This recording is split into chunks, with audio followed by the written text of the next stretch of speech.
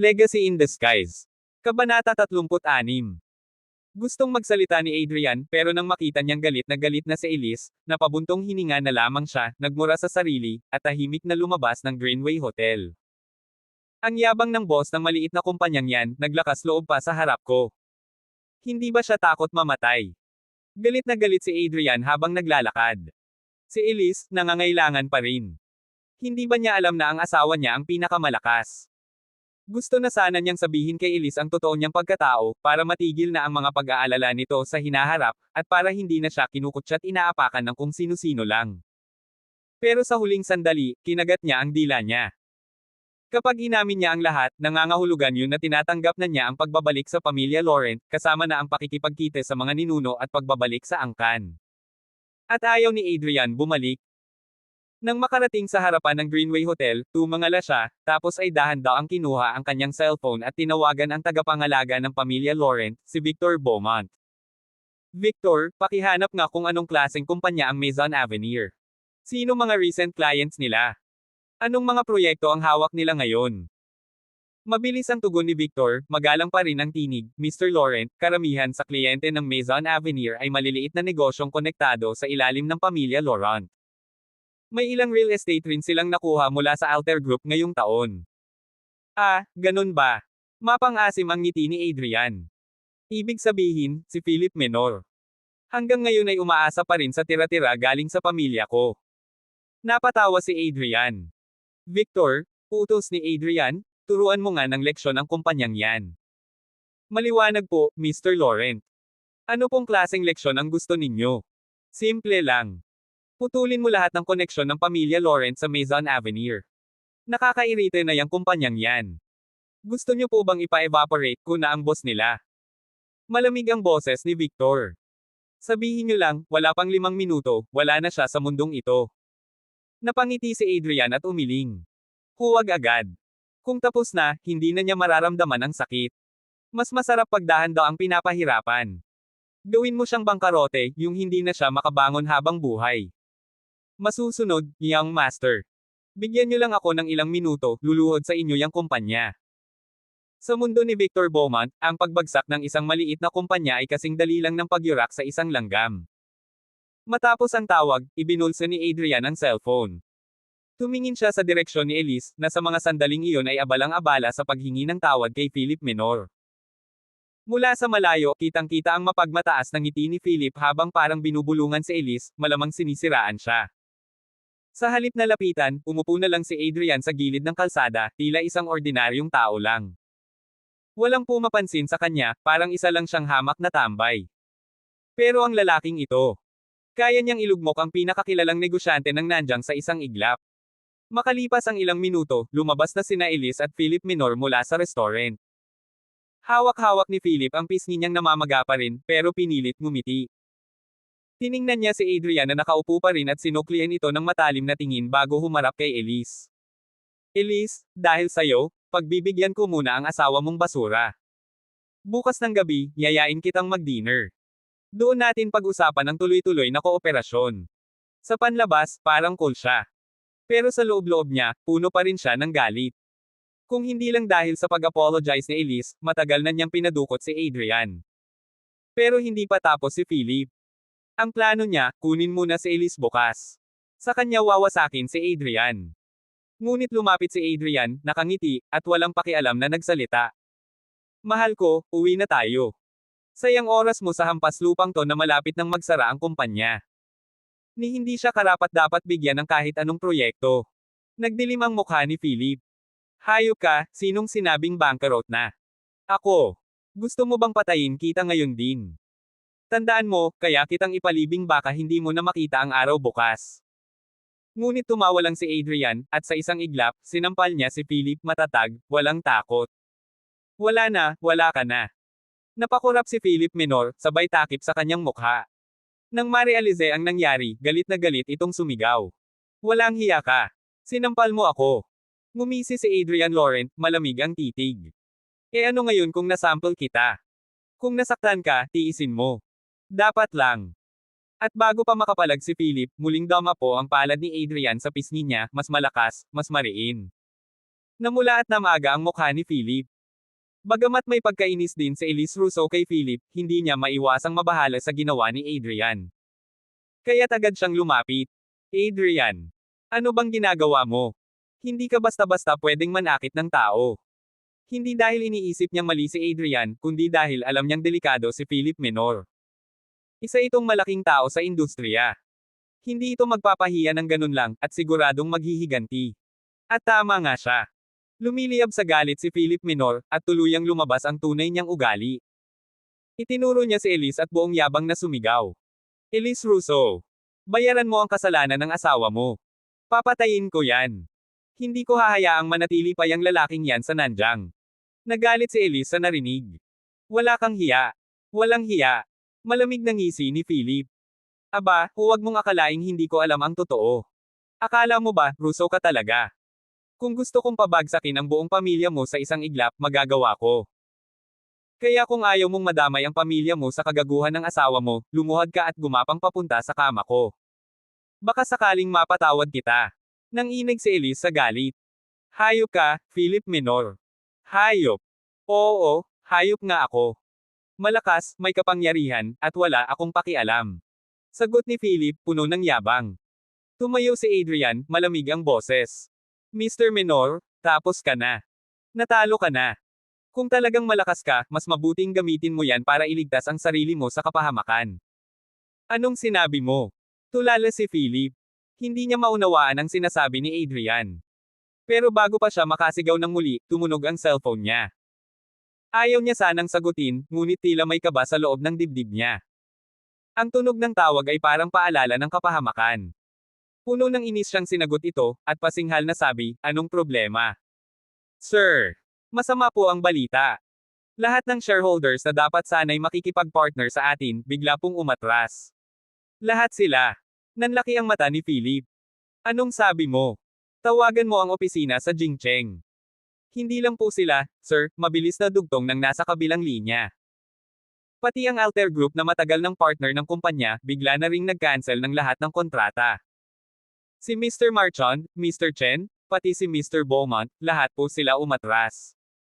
Hindi makapagsalita si Philip habang hawak ang telepono. Natuyo ang lalamunan niya. Nanginginig ang kamay. Ngunit hindi pa tapos ang masamang balita. Sir, tumawag din si Mr. Montague ng Finance Department. Ipinapakuha na raw ang 280 na milyong piso na utang sa proyekto. Kung hindi ito mabayaran bukas, ididemanda na raw tayo at kukumpiskahin ang mga ari-ariang under construction. Tumawag na rin po ang mga opisyal ng Bank of China, China Construction Bank, Industrial and Commercial Bank, at Agricultural Bank. Kailangan na raw mabayaran ang lahat ng natitirang utang bago magtanghali bukas, kung hindi, isasubasta na nila ang lahat ng assets ng Maison Avenir. Basang-basa ng pawis si Philip. Maputlang mapatla ang mukha, tila nawala ng dugo. Tumutulo ang malamig na pawis sa batok, sa noo, sa likod. Parang gumuho ang mundo niya. Ito ba'y isang bangungot? Bakit parang sabay-sabay ang lahat ng kapahamakan? Parang may isang hindi nakikitang kamay na gumalaw sa dilim, sabay-sabay silang pinabagsak. Anong nangyayari? Anong klaseng kapangyarihan ito? Sunod-sunod ang naging pananakit ni Adrian Laurent, dahilan para pagpawisan ng todo si Philip Menor. Halos hindi na ito makatayo ng maayos at napilitan siyang sumandal sa pader para hindi tuluyang bumagsak. Hindi alam ni Elise Russo kung sino ang tinawagan ni Philip, ngunit nang sagutin nito ang tawag at biglang nagbago ang ekspresyon, parang may nangyayaring hindi kanais-nais, napakunot na lamang ang kanyang noo. Adrian, tanong niya, may sakit ba si Philip? Bahagyang ngumiti si Adrian at malamig na tugon ang ibinato, baka. May sira na sa ulo. Hindi na niya yata matindaan kung sino talaga siya. Mula sa kabilang linya, narinig ang boses ng sekretarya ni Philip umiiyak, halatang balisa. Pero hindi na iyon maaninag ni Philip. Tila ba humihina ang kanyang pandinig, habang paulit-ulit na umaalingaw-ngaw sa kanyang isip ang sinabi ni Adrian kanina. Wasak ka na. Nanginginig, nanlalamig, at tagaktak ang pawis ni Philip Menor. Dahan daw ang itinaas ang ulo, puno ng takot ang mga mata habang nakatitig kay Adrian Laurent. Hindi kaya. Alam niya ang sikreto. Siya nga. Siya talaga. Napaupo si Philip sa sahig, wala ng lakas, tuluyan nang nawala ng pag-asa. Isang malamig na tingin lamang ang iniabot ni Adrian sa kanya at saka sinabi kay Elise, halika na. Hindi man alam ni Elise kung anong nangyayari, ni wala siyang pakialam pa. Hindi na rin niya kayang tignan pa si Philip Menor, kaya't lumingon na lamang siya at tumalikod. Ngunit sa hindi inaasahang sandali, tila natauhan si Philip Menor.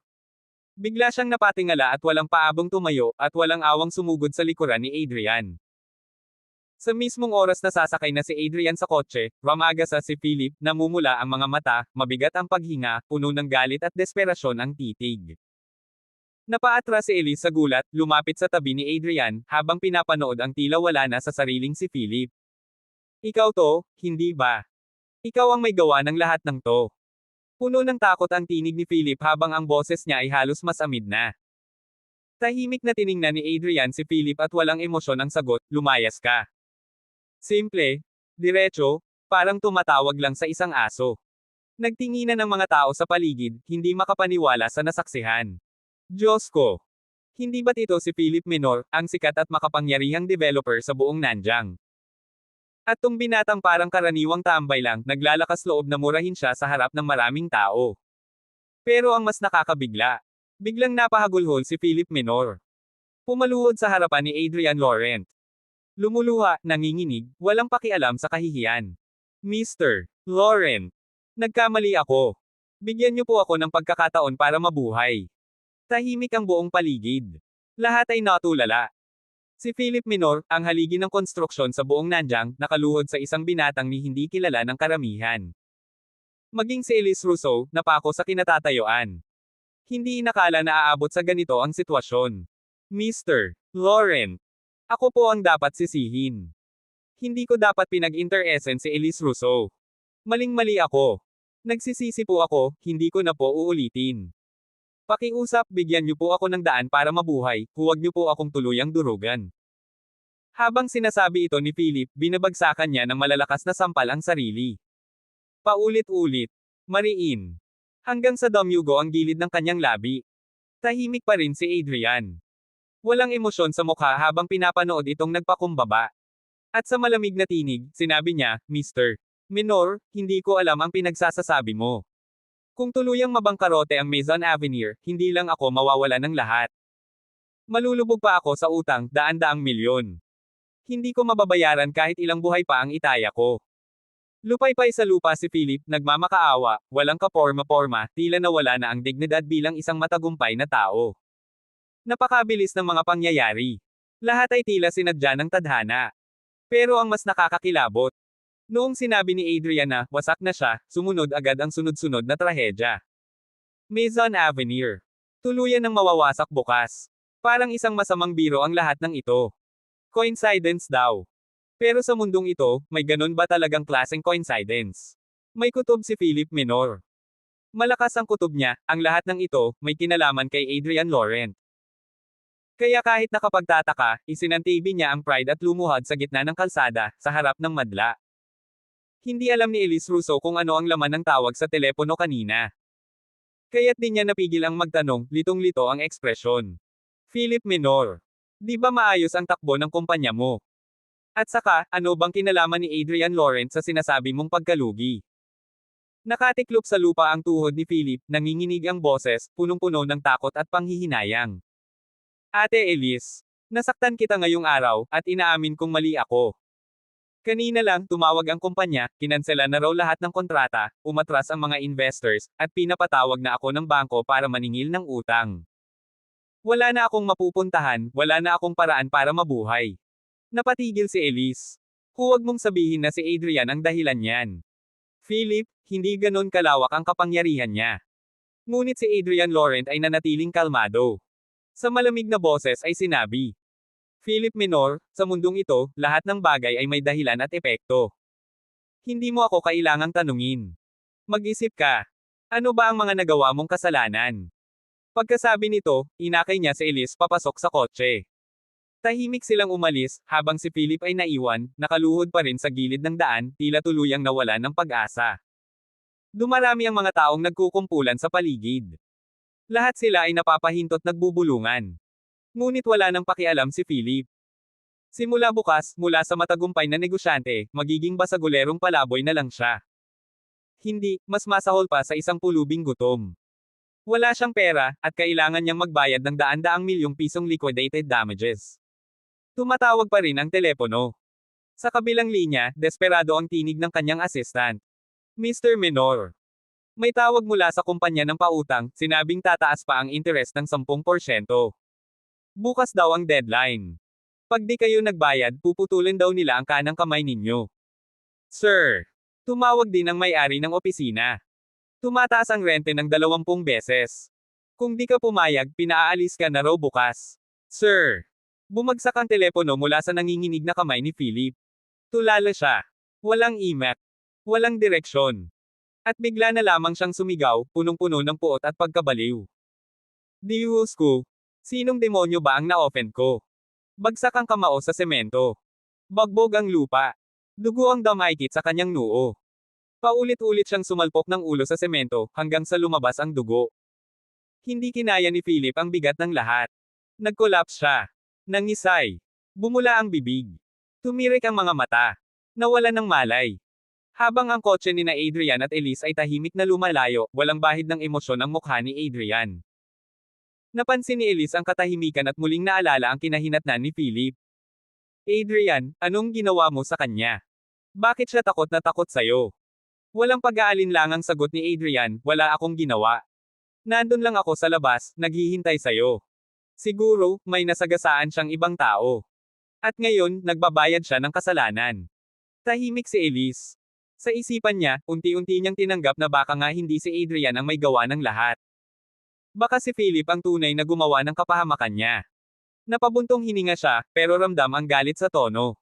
Ang kapal talaga ng mukha ni Philip Menor. Siya pa ang may ganang umapi. Buti nga't nalugi siya. Ngumiti si Adrian, malamig na ngiti. Sa loob-loob niya, mabuti na lang at yun lang ang nangyari kay Philip. Dahil kung hindi, baka hindi lang negosyo ang nawala sa kanya, kundi pati buhay niya. Nagpatuloy ang usapan ng mag-asawa habang pauwi. Ikinwento ni Elise ang plano niya para sa studio. Bagong partnership. Baka pwede raw kausapin ang Alter Group. Tahimik si Adrian, pero sa isip niya, handang-handa na siyang kausapin si Danica Dubois. Ipaaabot niya sa Alter Group na bigyan pa ng mas maraming proyekto ang asawa niya. Pagdating nila sa bahay, masaya pa ring nagkukwento si Elise tungkol sa plano ng studio. Ngunit bago pa man siya makapagpatuloy, agad lumapit si George Rousseau, nagkakamot ng palad at halatang naiilang. Elise, anak, gusto ng mama mo na bumalik ka na sa Rousseau Group. Simula bukas daw. Ano? Bakit? Gulat ni Elise, napalingon agad kay Adrian. Sumimangot si Adrian.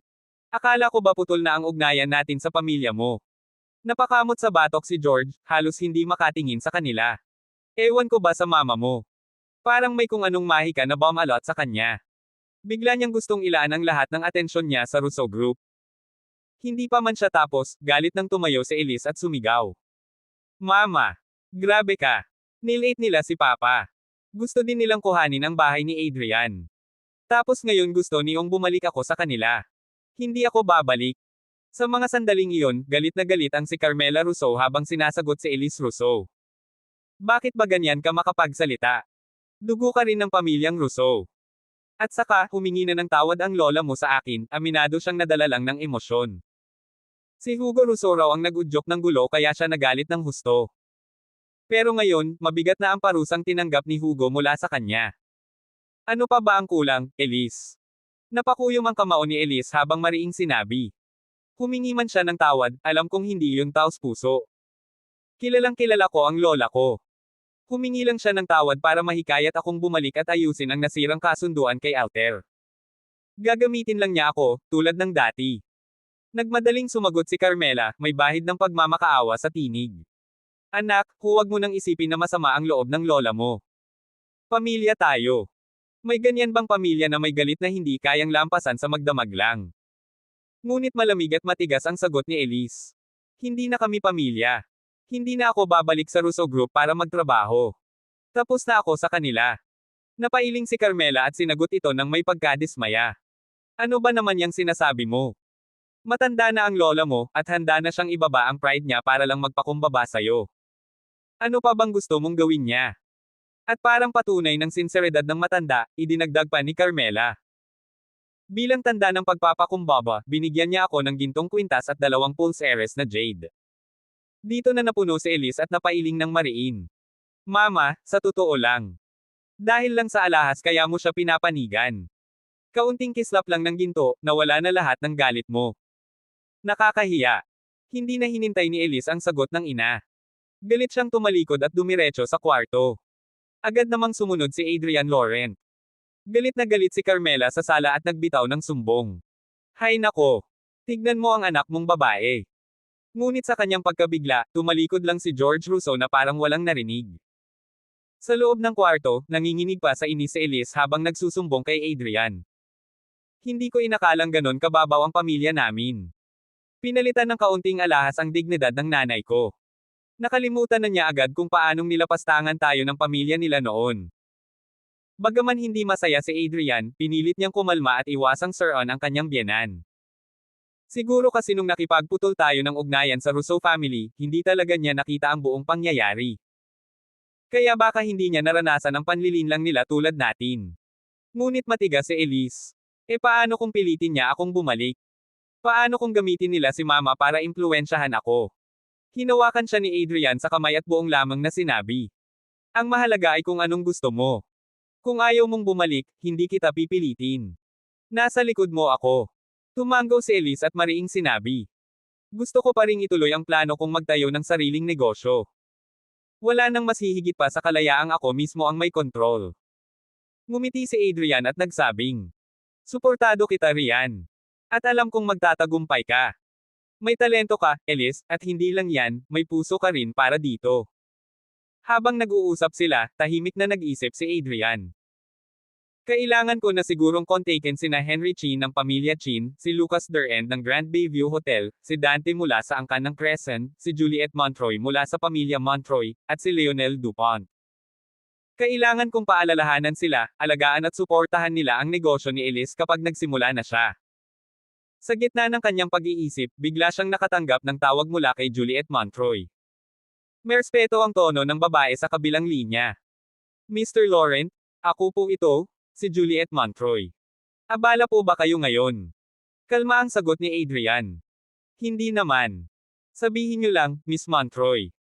Mr. Laurent, patuloy ni Juliet, may karamdaman po ang lolo ko nitong mga araw. Hindi malaman ng mga doktor kung ano ang sanhi. Sana po ay maimbita ko kayong pumunta sa bahay namin ngayong gabi para matingnan siya.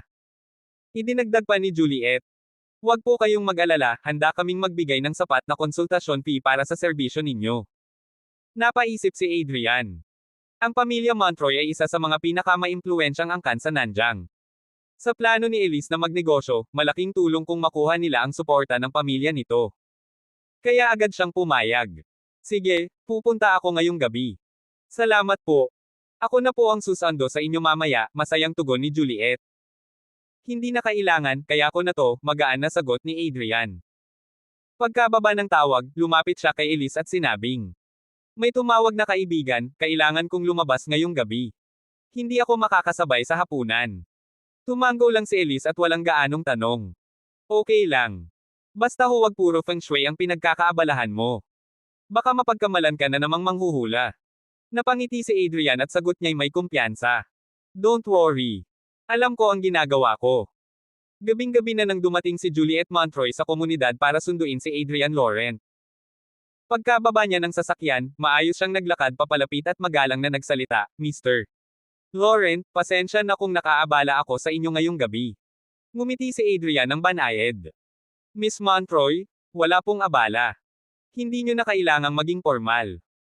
Habang nagsasalita siya, napatingin ito sa kanyang palso at agad napansin ang makinang na diamond bracelet. Napakunot ang noo ni Adrian, bahagyang nagulat. Ito ba yung pulse heiress na sinabi mong nawala noon? Mabilis na tumanggo si Juliet, kapansin-pansin ang emosyon sa kanyang mga mata. Oo, ito ang naiwan sa akin ng mama bago siya pumanaw. Isa to sa pinakamahalagang alaala ko sa kanya, parang buhay ko na rin ito. Salamat, Mr. Laurent. Kung hindi dahil sa inyo, baka hindi ko na to naibalik kailanman. Muling ngumiti si Adrian. Mukhang mahal ka rin ng pulse heiress na yan. Kahit hindi ako tumulong, kusa pa rin itong bumalik sa'yo. Alam ni Juliet na nagpapakumbaba lang si Adrian. Kaya agad siyang tumugon, Mr. Laurent, bihira akong makakita ng isang tunay na maestro na may kakayahan at sabay na mapagkumbaba. Lalong bihira ang tulad nyo. Nagbiro si Adrian habang nakangiti, Miss Montroy, baka sampelan nyo pa ako sa sobrang puri. Tara na, diretso na tayo sa pakay natin. Agad na tumango si Juliet. Tama po. Halina kayo, sumakay na tayo. Sumakay si Adrian sa mamahaling Rolls-Royce ni Juliet. Mabilis na pinaharurot ng driver ang sasakyan patungong Montroy Mansion sa puso ng lungsod ng Nanjang. Ang naturang mansion ay isang klasikong Chinese-style villa na may engranding arkitektura at 7 antas ng hardin. Puno ito ng kagandahan at sining na halatang sumasalamin sa matayog na panlasa ng may-ari. At sa lawak ng lupaing iyon, kitang-kita ang kapangyarihan at kayamanan ng pamilyang Montroy sa lungsod na iyon. Sa pangunguna ni Juliet, nakarating sila sa pangunahing bulwagan.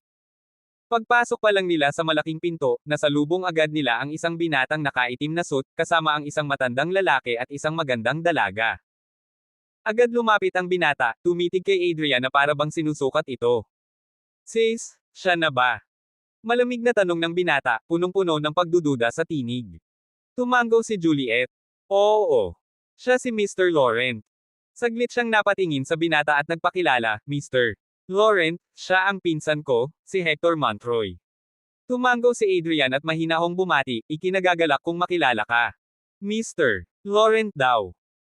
Mariing ulit ni Hector, habang pinapadaples ang tingin kay Adrian mula ulo hanggang paa, kitang-kita ang mapanuring tingin na halos halintulad sa pang-iinsulto. Maya-maya'y sumimangot siya, at sinabing may halong panlalait, sis, seryoso ka ba? Magpapatawag ka ng isang master, na mas bata pa sa akin para ipatingin kay grandpa. Para namang niloloko mo kami. Napailing si Adrian, pero sa loob-loob niya, nagsimulang kumislat ang interes. Naikwento na sa kanya ni Juliet na si Grandpa Montroy ay nasa bingit ng kamatayan, at kahit anong sandali ay maaaring bumigay ang kanyang katawan. Ang buong pamilya ay nagkakagulo. Lahat ng anak at apo ay tila mga 8 immortal na nagpapaligsahan sa pagpapakita ng husay. Nag-imbite sila ng mga kilalang doktor, mga eksperto sa medisina, umaasang may makapagpapagaling kay Grandpa at, sa mas malalim na dahilan, makakakuha ng malaking bahagi ng mana kapag dumating na ang oras ng pamana. Pero sa malas ng lahat, isa-isang nabigo ang mga doktor. Walang nakapagpagaling. Walang nakapagbigay ng sagot. At sa paningin ni Adrian, malinaw na may tensyon sa pagitan ni Juliet at Hector, tensyon na may halong inggit, kompetisyon, at hindi matatawag na simpleng away pinsan. Muling nagsalita si Juliet, may awang tono at pagpupumilit. Kuya, malaki ang naitulong ni Mr. Laurent sa akin noon. May mga bagay siyang nagawa na hindi maipaliwanag ng ordinaryong tao. Hindi mo ba naaalala? Noong halos mamatay ako sa aksidente. Siya ang tumulong. Ngunit walang pag-aalinlangang pinutol siya ni Hector.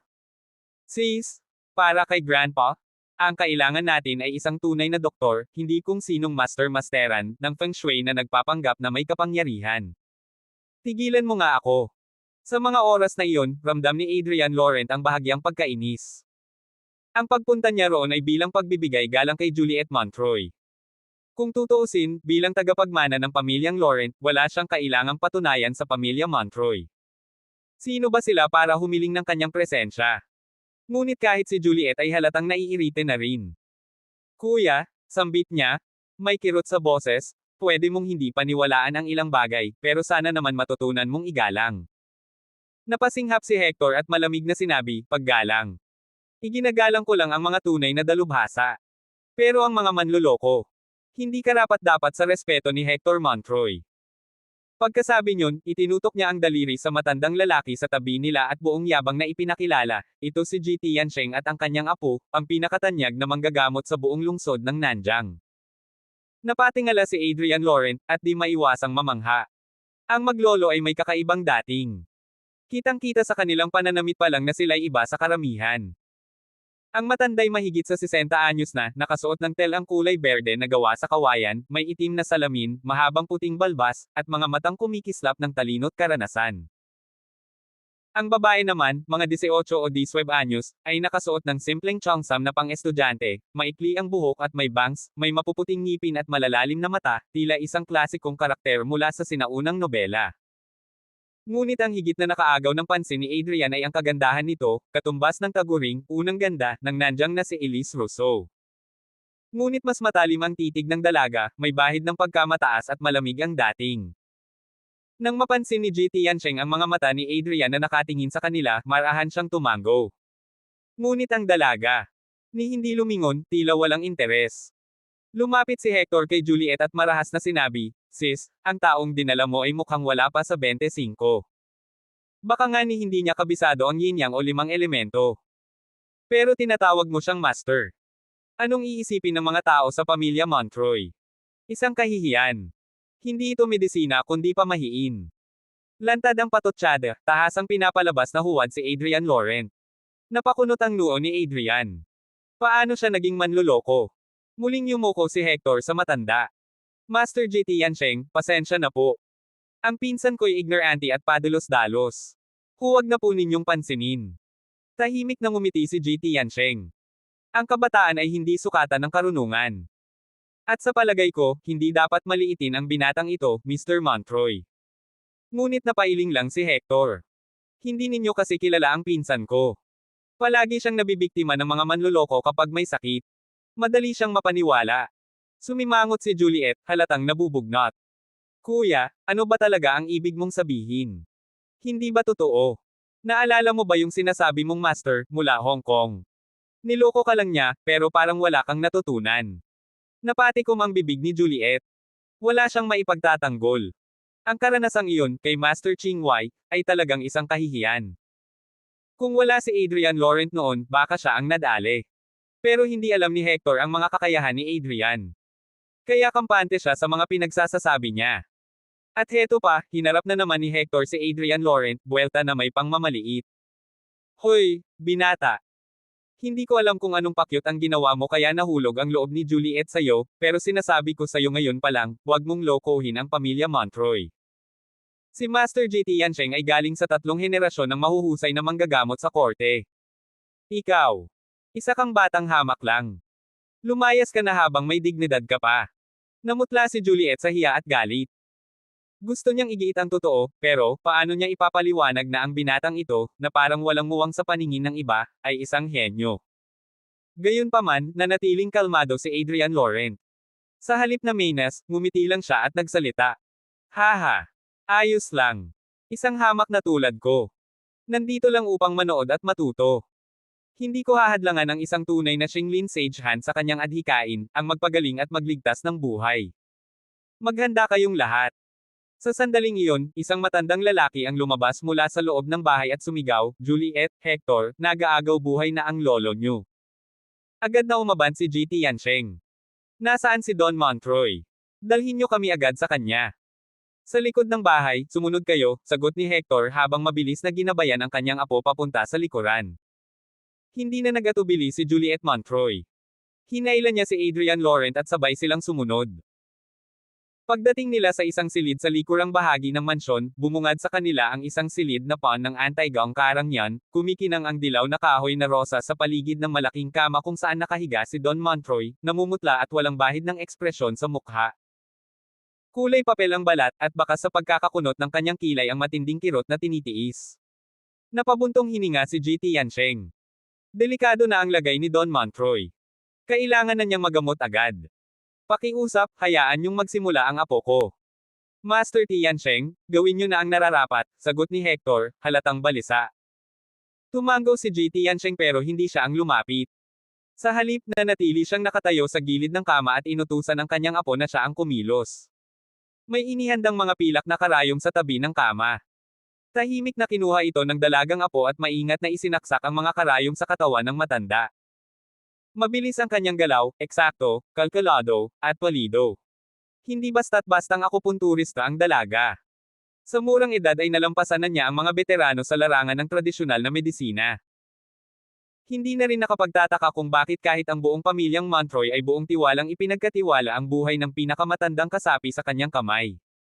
Maganda ang dalaga, hindi lang sa anyo, kundi pati sa tindig. May taglay siyang lakas sa bawat galaw, at may tapang sa bawat tingin. Isa siyang alagad ng medisina na may pusong mandirigma. Ngunit si Adrian Laurent, hindi kagandahan ng babae ang tinitingnan. Sa halip, ang kanyang kakaibang presensya. Dahil kitang-kita niya, sa bawat salpok ng karayom, sa bawat dampi ng daliri, may dumadaloy na kakaibang enerhiya mula sa loob ng babae. Isang uri ng kapangyarihan na bihirang-bihira sa mga ordinaryong manggagamot. Isa itong chi, o tinatawag nilang true energy. At kung ang mababasa mo sa sinaunang aklat ng Taoismo ang pagbabatayan, may 5 sangay ng sinaunang katuroan, bundok, mountain, gamot, medicine, buhay, life, anyong lupa, ziyang, at hula, bu. At ang babaeng ito, pati ang kanyang lolo, ay malinaw na tagapagmana ng sangay ng bundok, ang Shanxi. Isang uri ng pagsasanay na nauuna sa medisina, kasunod ay sining ng labanan, at sa huli ay pagsasanib ng dalawa, isang mandirigmang manggagamot. Ngunit kahit may tinataglay silang true chi, sila'y nananatiling mortal. Ang kanilang kakayahan ay limitado ng laman at dugo. Hindi tulad ni Adrian Laurent na muling isinilang sa espiritual na liwanag, at sa pagkakataong ito, lumampas na sa hangganan ng pagiging tao. Ang true chi na ginagamit ng mga tulad ni Ji Tiancheng ay tila uling lamang kung ihahambing sa spirit chi na nananalaytay sa katawan ni Adrian, isang lakas na hindi basta-basta matutumbasan. Kung iisiping mabuti, parang uling at diamante lang ang pagitan. Parehong galing sa iisang pinagmulan, ngunit ang isa'y mabilis maubos at murang-mura, habang ang isa na may pinakakatas, matigas, at milyong beses ang halaga. Kaya nga sa libu-libong disipulo ng 5 sangay ng Taoismo, halos wala ni isa ang umabot sa antas ng pagkakaroon ng aura, isang purong espiritual na lakas. Dahil kapag nagkaroon ka nito, kahit kapiraso lang, maaari mo nang palawigan ang iyong buhay. Pwedeng baguhin ang kapalaran. Ngunit sa kasamaang palad, 99 sa bawat 100 na bigo. Hanggang sa huling hininga, wala ni anino ng spirit chi. At ngayon, isang milagro ang nakahain sa harap nila, isang matandang naghihingalo, isang dalagang may likas na true chi, at isang lalaking lumampas na sa pagiging tao. At hindi nila alam, ang tunay na himala, ay nakatayo lamang sa isang tabi, tahimik na nakamasid. Saludo kami sa dalawang henyo ng medisina, wika ng isang lalaking nasa gitna ng edad mula sa pamilyang Montroy. Kasabay nito'y sumenyas siya sa pamangkin niyang si Hector, na agad lumapit habang tangen ang isang tasa ng guti. Magalang itong inalok sa dalawa para magpahinga at uminom muna ng tsaa. Ang apong babae ni Ji Tiancheng ay agad na ibinaba ang hawak niyang pilak na karayom, inabot ang tsaa, at uminom ng walang pag-aalinlangan.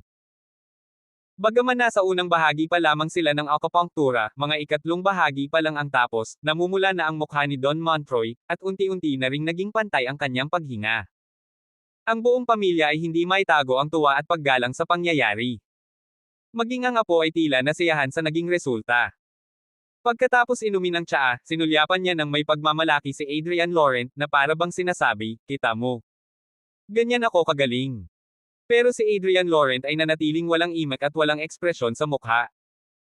Sa katunayan, kung mahusay lang ang pagkontrol sa irritating chi at tamang init, hindi kailangang ubusin ang lakas o pilitin pa ang katawan. Ngunit ayaw na niyang makialam pa, baka lalo lang gamulo ang sitwasyon, gaya ng nangyari noon sa tinatawag niyang manok na maanghang.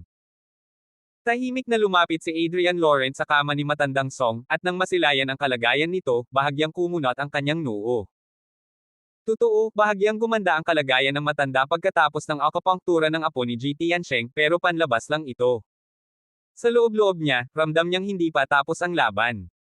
Malalim na ang mga sugat ni Don Montroy, napinsala na ang mga kalamnan, mga ugat, at may kakulangan pa sa dugo. Maging ang mga laman loob nito'y nanghihina na.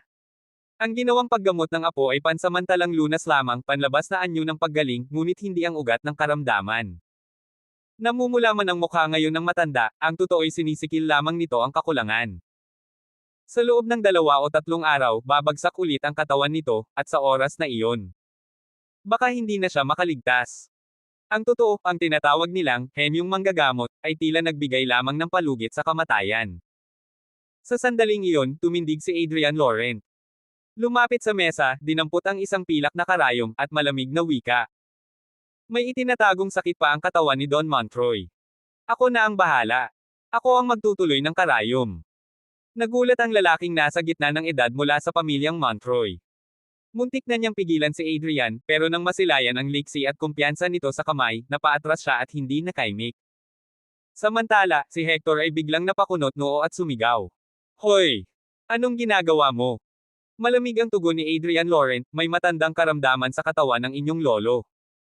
Kailangan ayusin ang pinsala sa mga kalamnan at ugat niya, at buuin muli ang lakas ng kanyang mga laman loob. Kung hindi, baka hindi na siya umabot ng 3 araw. Anong pinagsasabi mo? Galit na sigaw ni Hector.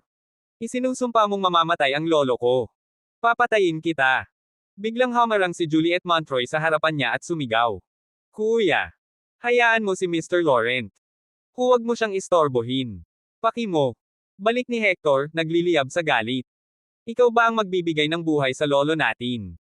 Ikaw ang may lakas ng loob na isugal ang buhay niya. Papatayin mo siya. Malamig pero matapang na tumugon si Juliet, naniniwala ako sa kakayahan ni Mr. Laurent. Kung may mangyari mang masama, ako ang mananagot. Managot ka sa kalokohan mo. Habang tuluyang umiinit ang tensyon sa paligid, hindi man lang tumangala si Adrian Laurent. Sa halip, ang kamay niya ay parang ihip ng hangin sa bilis, at ang pilak na karayom ay dahan-daang tumusok sa mga pangunahing punto, Guan, Juk, Xiaoyang, at pinasok niya ang kaunting espiritual na enerhiya sa katawan ng matanda. Lalong nag-init ang ulo ng apo ni Ji Tiancheng nang makita ang ginawa ni Adrian. Mabilis itong lumapit, halos sabay ang sigaw. Hoy! Tumigil ka! Kapag may nangyaring masama, pananagutan mo yan. Ngunit biglang hamarang si Ji Tiancheng. Sandali lang. Huwag mo siyang istorbohin. Lolo! Napasigaw ang apo. Hindi mo ba nakikita? Ginagamot niya si Don Montroy ng basta-basta lang. Baka kung anong mangyari.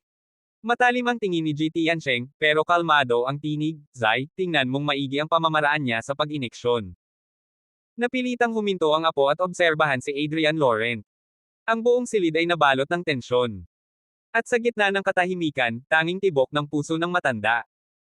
At ang himalang maaaring magbukas ng bagong pag-asa. Napasinghap siya sa nakita, hindi siya makapaniwala. Ang teknik na ginamit ni Adrian Laurent sa karayom ay, eksaktong pareho ng kanya. Napabulalas siya, may galit sa boses, walang dangal ang magnanakaw ng kaalaman. Ginamit niya ang Sanyang Needle method na itinuro sa akin ng aming angkan. Mabigat ang tingin ni Ji Tiancheng.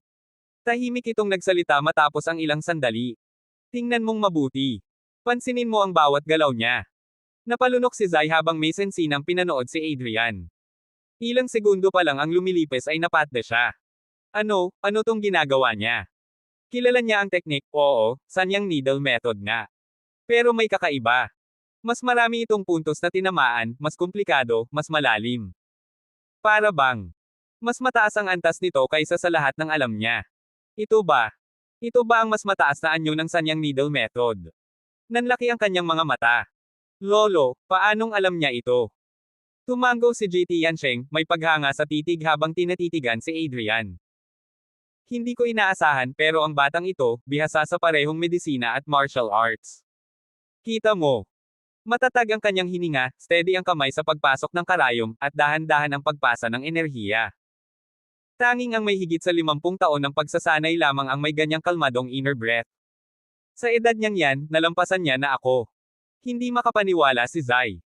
Lolo, balang araw, hihijitin ko rin siya. Napabuntong hininga si Ji Tiancheng. Kung tama ang hinala ko, ang buong teknik niya ay kumakatawan sa nawawalang bahagi ng Sanyang Needle method ng ating angkan.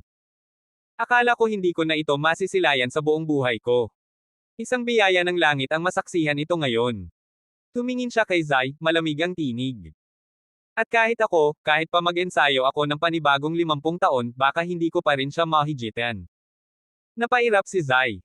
Karayom lang naman ang nadagdag. Bakit parang milagro na? Hindi siya nagpatinag.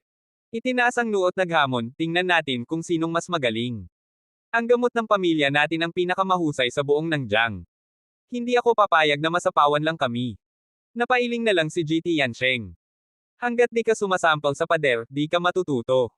Lumipas ang kalahating tasa ng tsaa. Matapos ang huling karayom, huminga ng malalim si Adrian Laurent. Tahimik pero matatag ang tinig. Madyay gising si Don Montroy makalipas ang kalahating oras. Sa tulong ng ginawa kong pagtusok ngayon, mapapahaba ang kanyang buhay ng hindi bababa sa 5 taon. Mabilis ang reaksyon ni Hector. Kalokohan yan. Kahit mga eksperto mula Amerika, nagsabing hindi aabot ng 1 buwan ang lolo ko. Tapos sasabihin mong 5 taon. Anong pinagbabasehan mo? Malamig ang sagot ni Adrian, may halong yabang at tiwala sa sarili. Dahil ako si Adrian Laurent. Buwisit ka. Sigaw ni Hector. Pag may nangyaring masama kay lolo, ikaw ang una kong ipapapatay. Lumapit si Zai, matalas ang tingin. Saan kang klinika galing? Sino nagturo sa'yo? Humarap si Adrian. Wala akong klinika. Wala rin akong guro. Napakunot-noo si Zai. Ha? Paanong natutunan mo yan kung wala kang maestro? Ngumiti si Adrian, puno ng misteryo. Sarili kong paraan. At, pasensya na, pero hindi ko ito ikukwento. Napakagatlabi si Zai. Ang teknik na yan ay mula sa angkan namin. May karapatan akong alamin kung ninakaw mo lang ito. Zai, huwag kang bastos kay Mount Laurent. Sabat ni JT Yansheng, malamig ang mukha. Lumapit siya at magalang na yumuko kay Adrian. Patawarin mo ang apo ko. Lumaki kasi siyang walang mga magulang, kaya medyo mapusok. Pagkasabi niyon, hinarap niya muli si Zai at sinermonan. Humingi ka ng paumanhin. Hindi mo ba nakikita? Ang teknik niya ay higit pa sa pamamaraan ng angkan natin. Ang ginamit niya ay ang orihinal na anyo ng Sanyang Needle Method. At higit sa lahat, nagpakita na ng malinaw na pagbuti si Don Montroy matapos ang paggamot. Abangan ang mga susunod pang kabanata ng Legacy in Disguise.